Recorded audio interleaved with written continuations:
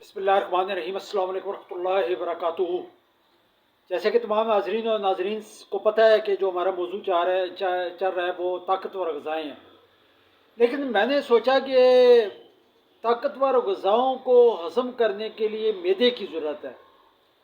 और आजकल जो हमारे मैदों का हाल है वो अल्लाह ही जानता है कि हर दूसरा तीसरा शख्स जो है वो मैदे के अमराज़ में गिरफ़्तार है। किसी को गैस्ट्रिक का मसला है, किसी को बदहज़मी का मसला है, भूख नहीं लगती, कब्ज़ का मसला है। तो वो तमाम मसाइल भी हमारी खुराक की वजह से है। अगर हम ऐसी खुराक खाएं जो हमारी मैदे को ताकत दे तो मैदा तंदुरुस्त तो जिस्म तंदुरुस्त। मैदा होगा तो हम ताकतवर ग़िज़ाएँ भी हज़म कर सकेंगे। तो आज मैंने अपना मौजू जो बनाया है वो मैदे को बनाया कि अगर मैदा हमारा फिट हो जाए 100% तो हम जो मर्ज़ी चीज़ खाएं, ताकत वाली खाएं, कोई भी चीज़ खाएं वो हज़म होगी, हमारे जिस्म का हिस्सा बनेगी, हमारी हड्डियों और पट्ठों को मजबूत करेगी।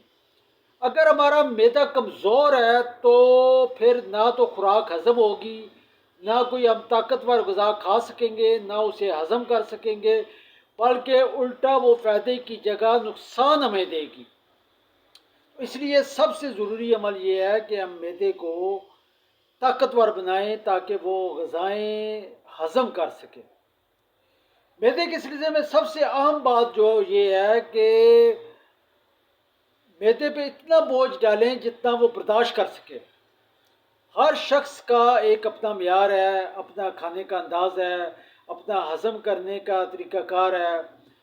हम उतना खाएं जितना हमारी बॉडी हज़म कर सके। एक शख्स जो है वो सारा दिन बैठा रहता है, वो ज़्यादा हज़म नहीं कर सकता।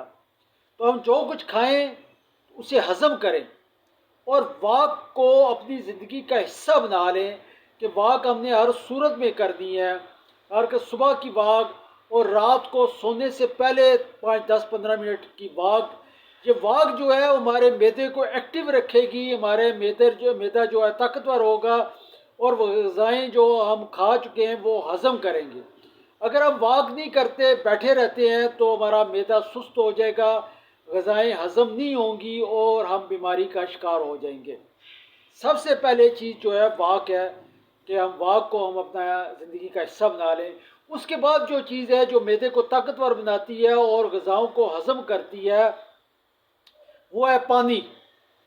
पानी का कम अज़ कम जो है रोज़ाना 8 गिलास कम अज़ कम पानी।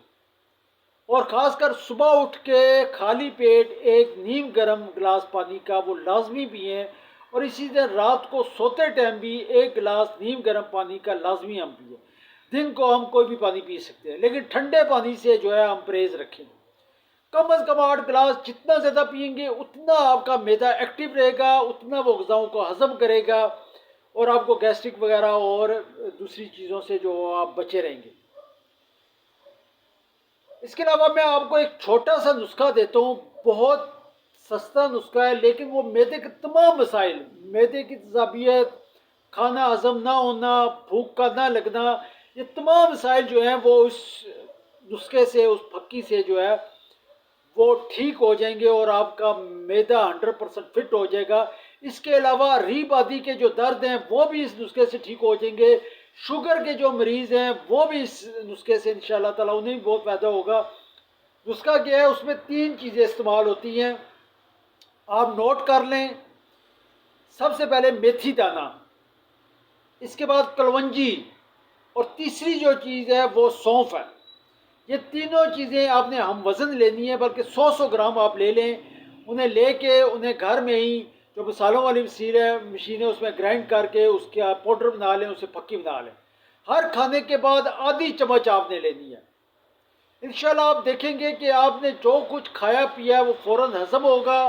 जिन लोगों को भूख नहीं लगती, भूख लगना शुरू हो जाएगी, कब्ज़ का मसला है वो ठीक हो जाएगा और आप इंशाअल्लाह ताला एक सेहतमंद ज़िंदगी गुजारेंगे। और मैदे के तमाम मसाइल, मैदे की तेज़ाबियत, गैस का मसला, कब्ज़ का, तमाम मसाइल इस छोटे से नुस्खे से ठीक हो जाएंगे। अगर आपने मेरा चैनल सब्सक्राइब नहीं किया तो चैनल सब्सक्राइब कर लें ताकि हर नई आने वाली वीडियो आप तक पहुँच सके। अस्सलाम वालेकुम।